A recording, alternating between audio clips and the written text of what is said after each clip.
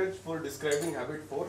Now we will move on to habit 5, which is seek first to understand, then to be understood. मतलब पहले दूसरों को समझें, फिर अपनी बात समझाएं. So as we all know, communication is the key to create win-win situations in life. In this habit, the author tells us how to communicate with others in order to influence them. So this habit has two parts. That is, seek first to understand, and then make yourself understood. So in order to understand others, what to do? That is empathic listening. Now, what is empathic listening? Empathic listening is the listening with intent to understand the feeling behind the statement of the speaker. You have to understand the feelings of the speaker. So empathy is not sympathy. That is, you are not agreeing with the speaker. आप उनकी बात मान नहीं रहे हैं, आप उनकी बात समझ रहे हैं. So it is not sympathy. It does not mean to agree with someone, rather to deeply understand the person. So empathic listening enables us to turn transactional opportunities into transformational opportunities. Now, how will you exercise empathic listening? अगर आपने notice किया होगा, हम लोग जब बात करते हैं या सुनते हैं, तो हम इनमें से कोई भी चार चीज कर रहे होते हैं किसी की बात सुनते हुए. That is, we evaluate, we agree और डिसएग्री. हम सुनने वाले से एग्री करते हैं या डिसएग्री करते हैं. या we probe, that is we ask questions from our own perspective. और we advise according to our own experience. और we interpret based on our own motive.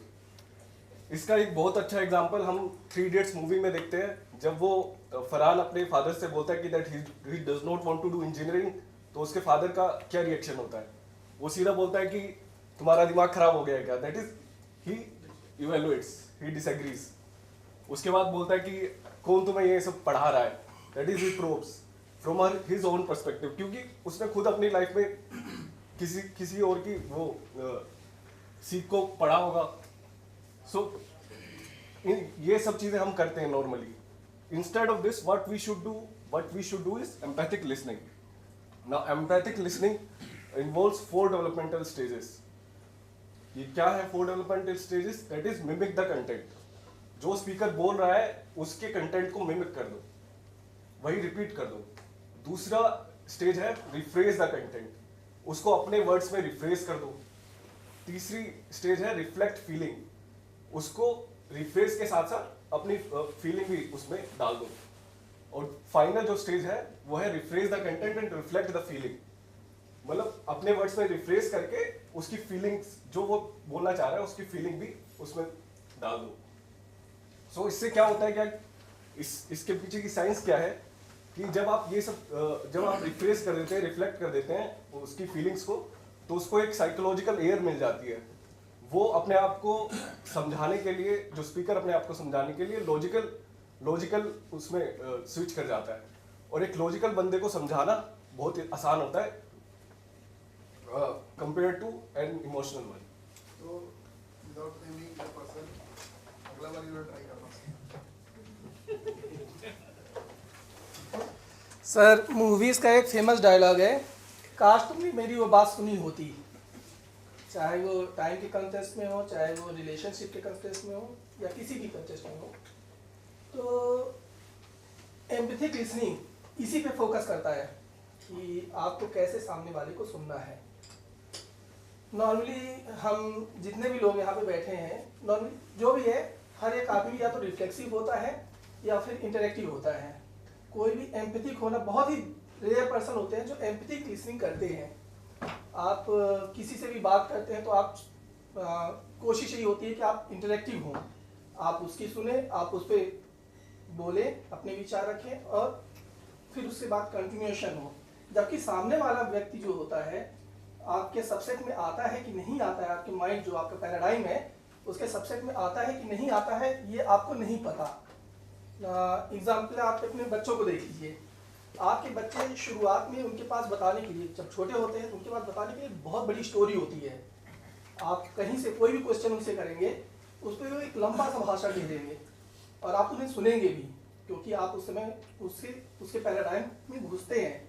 आप उसको सुनने की कोशिश करते हैं, उसको समझने की कोशिश करते हैं कि वो बोलना क्या चाहता है। धीरे धीरे बच्चा बड़ा होता है तो उसकी आप कोई क्वेश्चन करेंगे तो वो एक लाइन का वर्ड देता है, एक लाइन में आंसर देता है। इसका रीजन ये होता है कि जैसे जैसे वो बड़ा होने लगता है आप कोशिश करते हो कि हम उसके पैराडाइम में न जा करके वो हमारे पैराडाइम में आ जाए।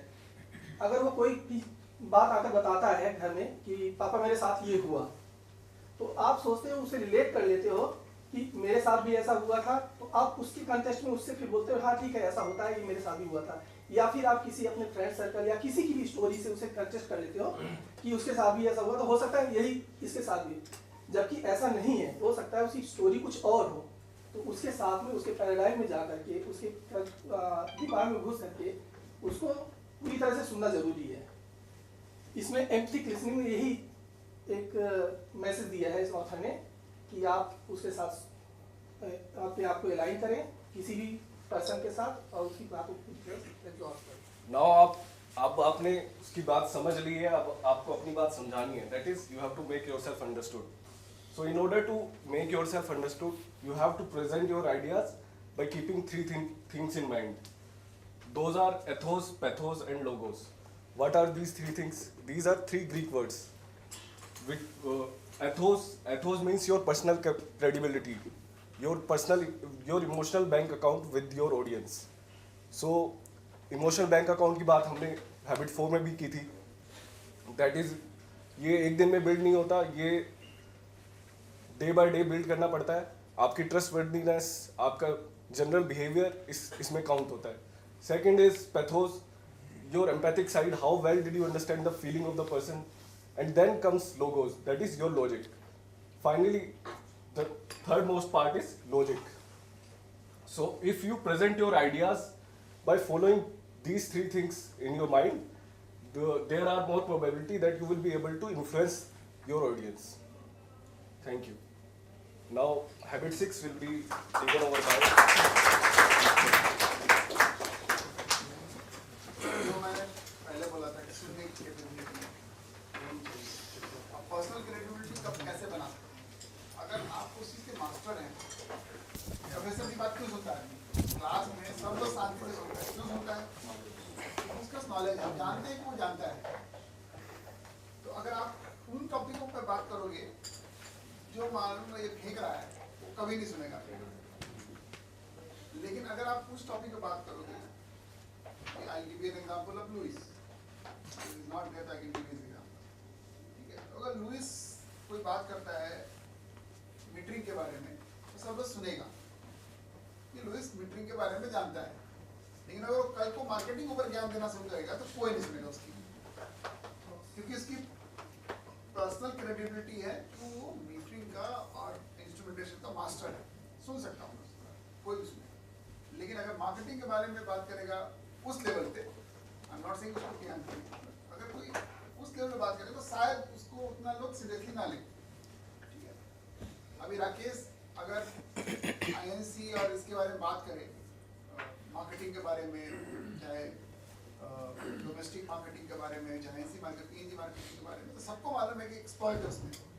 भले आज वो उस डिपार्टमेंट से इधर है, लेकिन इसकी नॉलेज लेवल बहुत हाई है उस क्षेत्र में, तो सब इसकी बात सुनेगा। तो पर्सनल क्रेडिबिलिटी वही होती है कि आपको अपनी क्रेडिबिलिटी बनानी पड़ेगी। आपके पब्लिक को पता होना चाहिए कि लोग just because you are boss will not listen to you. सुनेगा भी तो इस कान से सुनेगा, इस कान से निकालेगा, लेकिन अगर पर्सनल क्रेडिबिलिटी है तो सुनेगा। Hope I am right? नहीं, हमेशा राइट नहीं होता हूँ मैं। मेरे दिमाग में जो होता है वो बात करता हूँ।